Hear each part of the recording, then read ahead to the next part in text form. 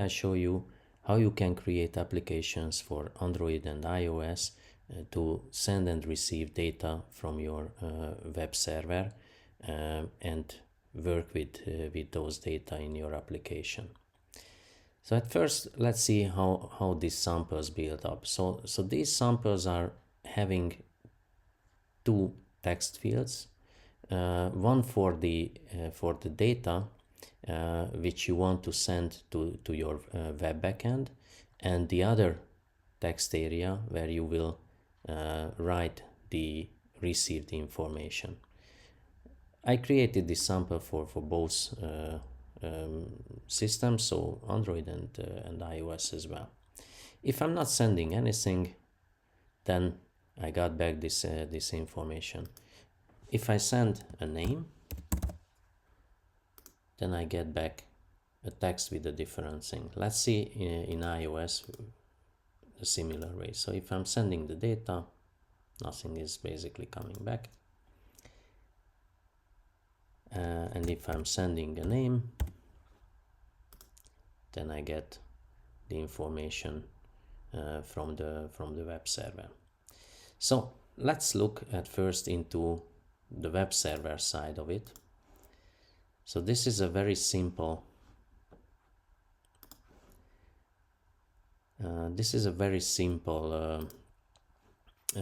application on your web server, which I wrote in PHP.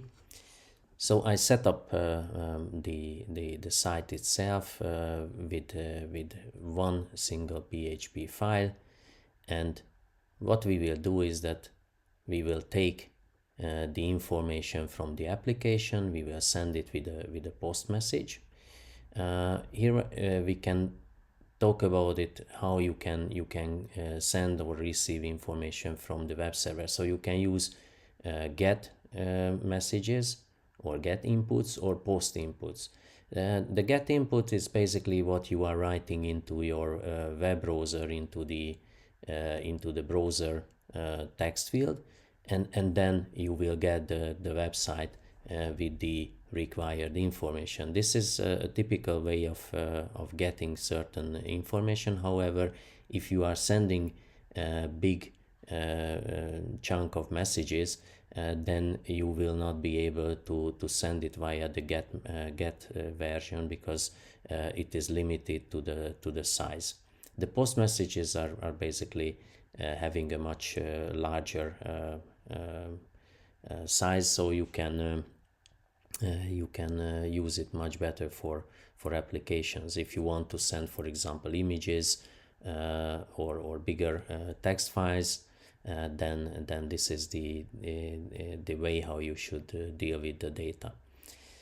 So here the application is really very simple. So I was creating just three lines of information. So these are a multi-dimensional arrays.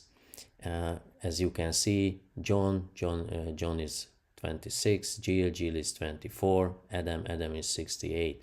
So this is what we will look for. Of course, the information can be in a database, but for this example, I just created a very simple one. So what we are doing is that we are receiving the request text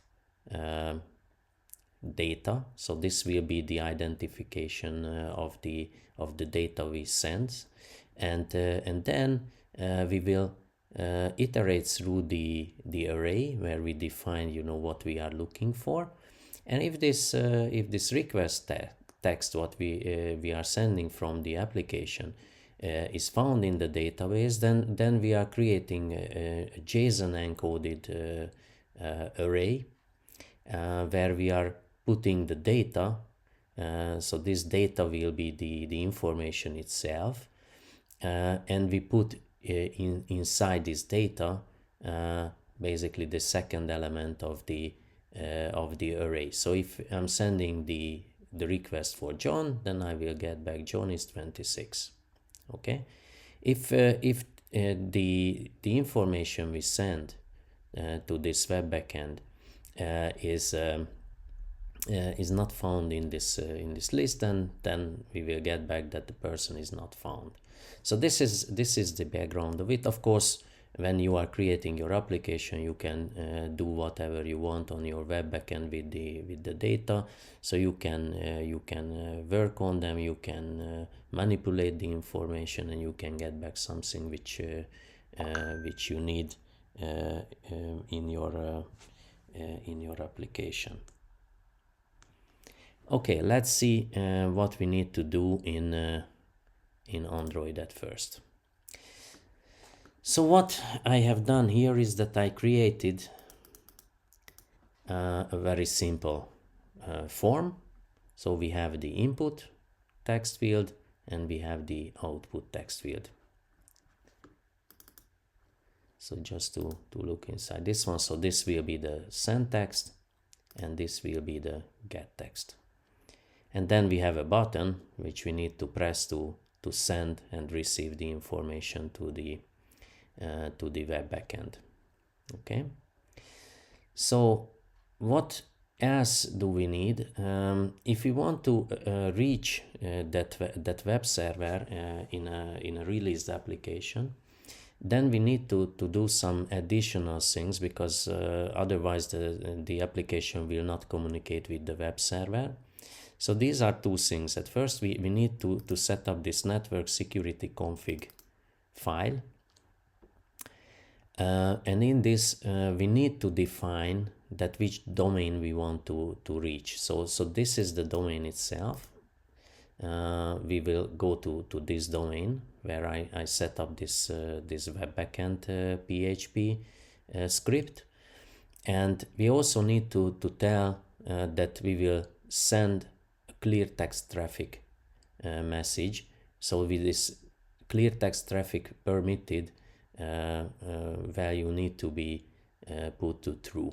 Okay, so this is what makes sure that you can reach this domain. Otherwise, your application will simply refuse to communicate with the domain, and you will not get any input back, or you will get a failure. The other thing is that in the Android manifest in your application, you need to have a permission to reach the internet. So from the application to communicate with the internet, you need to set up this Android permission. Okay, so Android permission internet needs to be added to your manifest. So these are the first thing what you need to make sure to get to your website. Then how to send and receive information to the web. I created for myself a helper Kotlin script, which is basically doing the job for me. So I mean, you need to make sure that you are sending an information, then you need to wait for the answer for the web server. So you need to go through certain things to have it done, and you can't have really a very simple application for that, or these frameworks are not giving a complete solution for you. So if you want to handle different things with your application, so you want to send images, or you want to send text messages or whatever, then you need to make sure that these are handled on the right way. So you need to use the basic functions, of course, the frameworks, but you need to extend these capabilities of the framework itself. So what I have created here is that I created this web helper class, and for the web helper class I also created some interfaces, because I will call this web helper, and I want to get back the results into the fragment or into the application to the right place. So I will call this web helper many times from the application. And I want to make sure that when the information, the result is coming back to the application, then I can handle it on the right way. So in the web helper, I need to have, you know, the delegate function, what I was talking about in the protocol training or interfaces training, and this delegate will be set by the application at the right location. And then I also need to have some internal information, like you know, an array which is received and so on. But I also need some additional ones, like an identifier, because if I'm sending many messages back and forth, then it can be that within one area of the application I'm sending several messages with different information required, and in this case I need to handle the results based on this identifier. So this will show to me that what information I requested and what result was received. Then of course I need to have a URL which I want to call. So this will be the PHP page in this sample case, and then I have some other things here which is not really important right now, but it's helping for different kind of things. So in the delegate functions, I need a function for returning the data. Then I need to get back if a failure happens. So then I need to call a failure handling section of the code. Then if I want to see the progress, if I'm uploading or downloading a big file, then I might need a progress reported to the application to show that where I am in the upload or download phase. Then this fourth one is a special case. I'm not talking about this. Okay, so what we are doing if we are sending a data, so we have to do something inside the execute function, of course. So once we prepare the information what we want to send, then in the execute function we are calling a connection to the net, and we are setting up some parameters for sending the data out. So here you can see that when I'm setting up the connection, that I'm setting the URL for the connection, then the request properties set up. We define a boundary string, because when we are sending data to the web server, then this is sent as a simple text file, and there are many different data can be submitted at the same time. So the application needs to know that which data is received, and these chunks or segments of the data needs to be separated with a boundary string. So this boundary string is generated at the beginning, and then it's added to each segment of the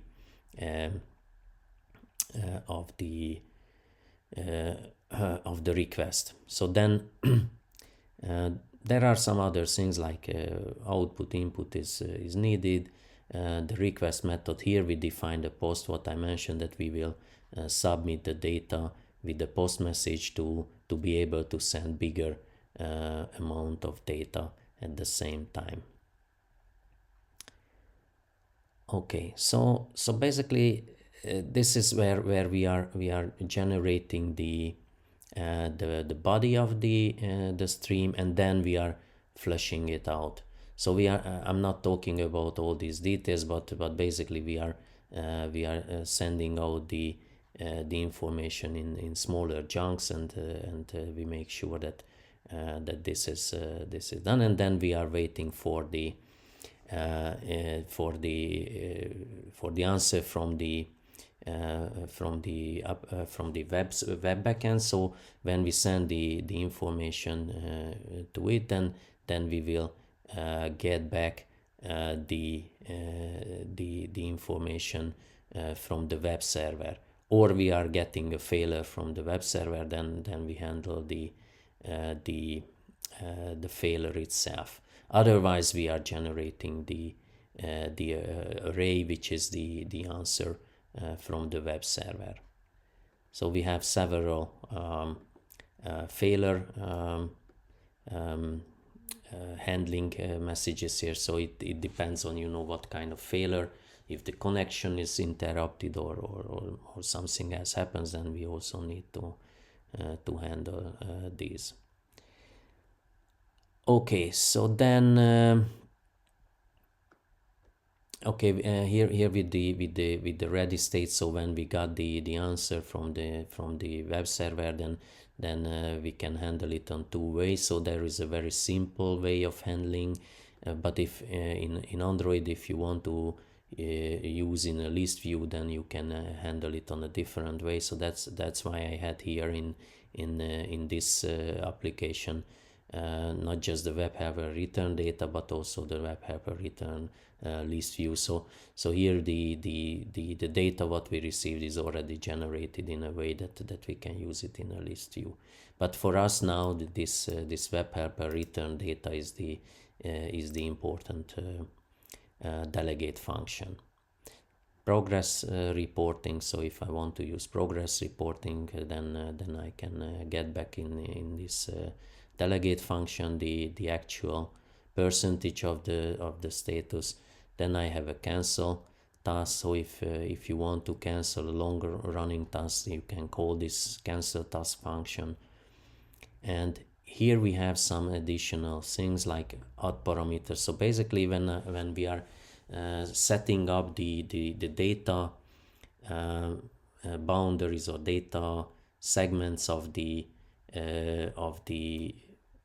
data we send, then we need to put for each data a separate segment. So here we are generating the boundary or adding the boundary to the message body.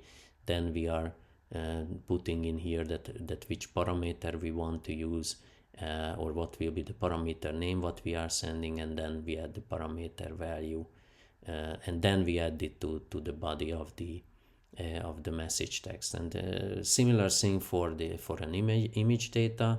Here we need to convert the data into the right format. So I'm not talking about this because this is not part of this training, but if you want to upload an image to your web server, then you need to do certain things with it. So you need to encode it, and then you need to decode it on the other side, or you can store it in the encoded version, and when you download it, you need to decode it to be able to show it on your screen.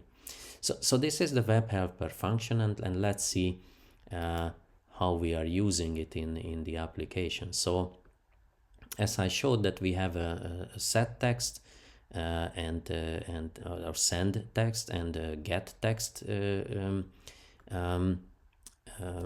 text view field, which will be used for the data sending. And when we are starting up the fragment with this content on it, we are setting up at the beginning of the class definition some variables or constant values. So at first we define the variable which we call web connect, and we will use the web helper class for it.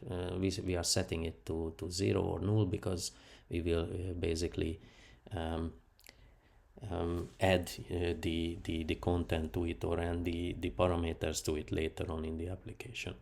And we define which web server we want to use. So this you can define at the beginning of your application and in the main activity as a global constant, or if you are using a developer site and a production site, then you can use an array for this, and at the beginning of the application you can select if you are working in the developer site, or you are sending it to a release, then you can use the production site. So in our case we only need one web server, which we will use for the sample. Okay, so then the view is created, and we have the binding to the fields on it, and then we also define the send button click function, where we are setting up the connection information, And here at first we initiate or initialize the web helper class, and then we add the required data. So we define a delegate, which will be this fragment class. Then we add an identifier, the data request. We will not use it actually to check it, but if I would have, as I said, more web connections, then I can identify with this one, and in the return data protocol function or interface function, I can differentiate between the received information. Then I add the parameter, in our case the request test. If you remember, I mentioned that on the web server we will look for this request text data input from the post. So this is identifying the parameter itself, and this parameter will be the text of the send text text view, and we convert it into a string, because otherwise this is a different type. Then we need to define that which URL we call, so we define the web server above, and then we add the PHP script itself. So this will be the PHP script what we will use. Okay, and then we don't need to do anything else, just execute the connection. So we basically run the upload of this data to the web server, and then the web helper class will do its job, and when the data is received, we will get to the delegate function. So here the web helper return data function, where the results will be coming back with the identifier. So we will know that which web connect function or web connect class was called. Then we will have a return data in a JSON array format, and we can have an object to which the data is linked. This is important when we are using this list view return. Then in the body of this function, we are just taking the return data JSON object, and we take the first one. So here we know that what will come back, but you might have a complete JSON object or JSON array received with many information, which you can handle of course differently, but here we will only get back one single text, and that we are putting into the set text field. So here you have the JSON data generated from the JSON object, and we take the data field into the text view. So actually, if we go back to here, so you can see that we are taking basically this data, or this data here from the JSON array into the application. We are not handling now the failures, so let's estimate that we will not have a failure at all. We are not handling the progress. Don't need it, because basically it will run that fast that you will even not get a progress report. You will just get the result. Okay, and we are not using, of course, this return list view function as well. Okay, so basically that's all, and when we are running the application, and let's run it again. Okay, it starts up, and then if I'm not sending anything, I get back this person is not found. So exactly we were getting to here, so we did not type in anything into the text field, so this request test was empty, so we couldn't find anything here, of course. But if we if we go back here and we type, let's say type Adam, we never typed Adam, so let's type Adam, and Adam is 68. So you can see that the web server is receiving the information, executing the functions, and then it's returning the text. Okay, so again, if I'm writing John, then I will get back John. I type Jill, and I get Jill, and I can delete or just use a G. Of course, we will not find it. Person is not found. So this is a very simple example, but as you can see, it's really handling the information from the application in the right way, and sending back the information what the application can handle. Okay, so let's see it in the iOS version. I will not go that deep through this thing, but okay, let's stop the application at first. So okay, we have the main storyboard with the similar setup. So we have the return data, the send data, so what we want to look for on the web server, and then we have the return data, and these are linked into this file. So in the view controller, you can see that the send text is linked, and also the get text link, and also the send button. Send button is also linked to a function inside. Okay, the setup is pretty similar. So we have a web helper. Here it's called webcom helper, but it's basically the same. So we have a web helper return data, web helper failed, and web helper progress. In iOS, I don't have this list using, because in iOS these views are handled a little bit differently. So you need to carry out these functions within these three functions. This is more than enough for handling the thing, and this is basically doing the same thing. So I'm not going through the whole setup here, but we need to define, the same value. So we need to have a delegate for a web helper delegate, which is these protocol basically. Then we are defining some additional things, like if this data request is a responsive data, or it is just that we are sending something to the web server and we don't even care about the answer from it. Then we have the identifier here as well. So basically, as you can see, it's pretty similar to the other one.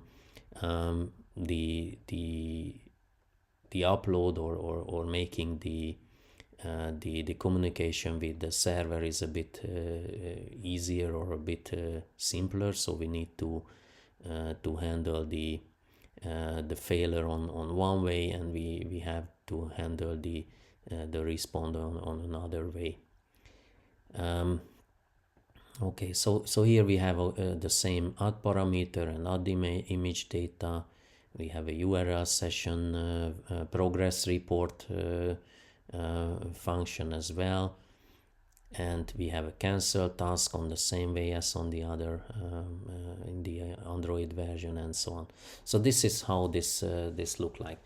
In iOS, however, you need to also make sure that you can communicate with the web server, with the domain, and what you want to use. It's a bit different from the Android way of working. So in the Android way of working, you need to define everything in the application itself. If you want to communicate with your application on a special way, I would say, because of course you can reach web servers like web pages, Google, and so on, from your application with certain functions. But if you want to go deeper and you want to communicate between your application back and forth, that you are sending data and receiving data from the application, then your limitations are basically, I would say,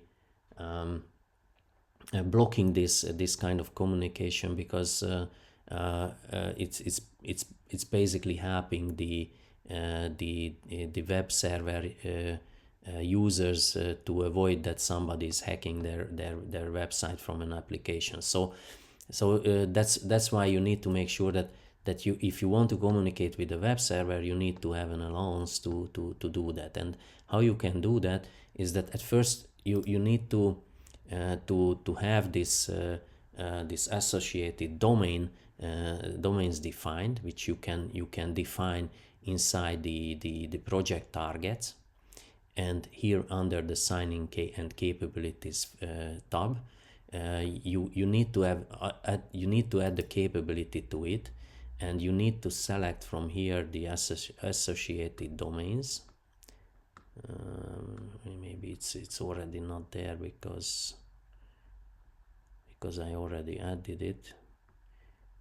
Yeah, so anyway, you need to add that into your application, and this will appear here as an additional field.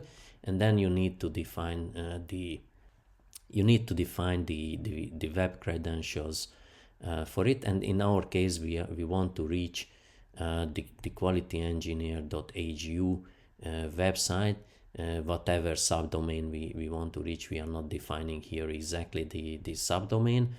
Of course, we will reach the standard web domain, but we can simply type in qualityengineer.hu, and then it should reach the right location.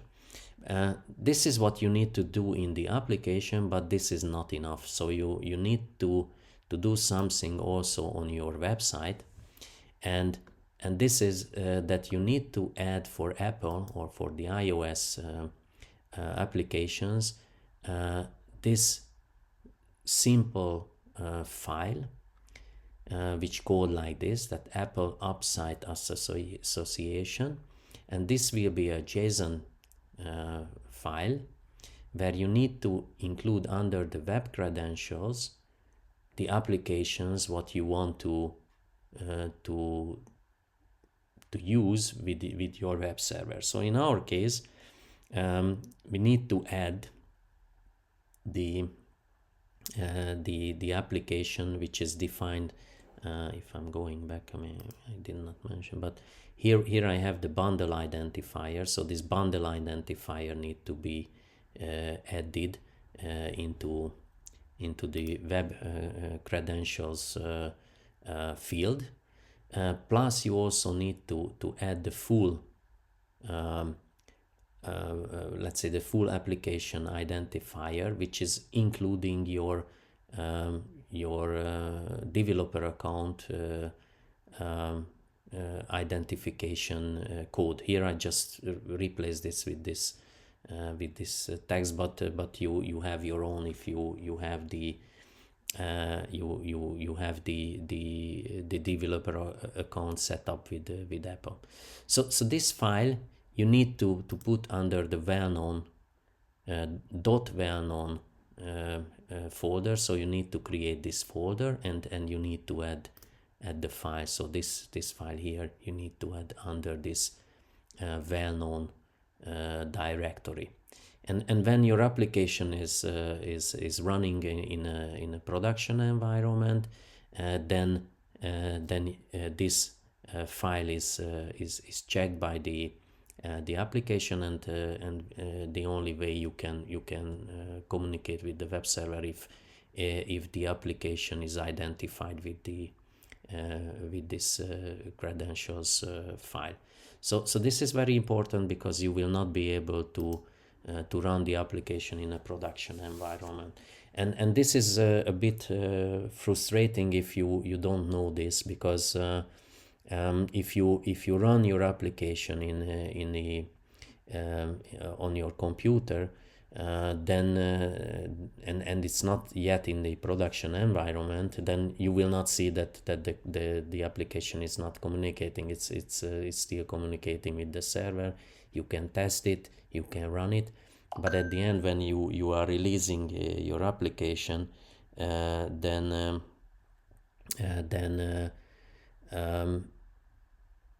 then it will not work. So it will basically fail every time you run it, and that might be frustrating if you don't know the background why the application is not running.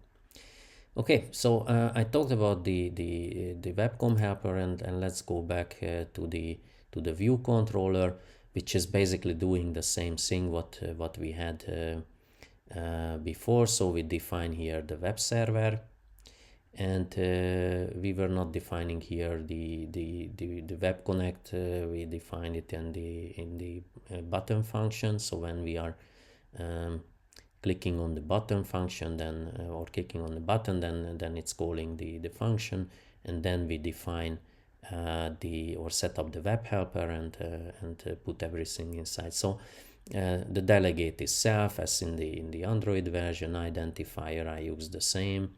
However, again, we will not use it in the return function. Then the out parameter. At the out parameter, we put in the request text, which is the post message parameter, and then we add the parameter value, which is the content of the text field from the application. Then we are uploading to the website. We have a different function here, but it's basically doing the same. We don't need the execute function here because this one is already doing its job. We add the web server, and then we also add the PHP script file name into the upload. So when it is done and the data is returned, then we are taking the JSON data. And then we take the JSON row out from it. So we take one row. Anyway, we will get only one row. And then we load this data. So from the JSON row, the data field, we are loading into the text field. And when we are running this application, of course, it will work on the same way as in the Android version.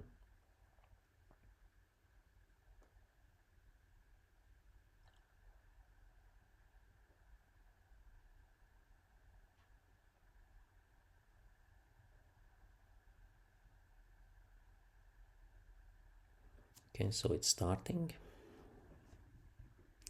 and then let's try it. If we are not sending anything, you can see actually here that how the data is returned, because we are writing it into the debug fields that how this application returned the data. So let's start with Adam, or check it with Adam. Adam is 68. You can see again that this is what we received back. John, Jill. Okay, and again, if we make again a failure or the data is not complete, then we get back again the person is not found. So this is basically how you can create a web application or a web connected application. I guess that this explained to you how you can set up your web server on a way that or your script that you can get a request, and how you can answer to this request. It's actually pretty simple. The hardest part is, of course, within the application, how to handle these messages, how to generate the data you want to upload, how you basically somehow simulate a web-based solution, so where you have these fields on your website, and then you are submitting the data as a form to the other script, and then the script is handling the request and then giving back the information and served on a web page. But in this case, the return information is not going to a web page, it's going to to the application, and then the application needs to handle this information. So I hope you enjoyed the training. That was all for today, and please don't forget to subscribe to my channel.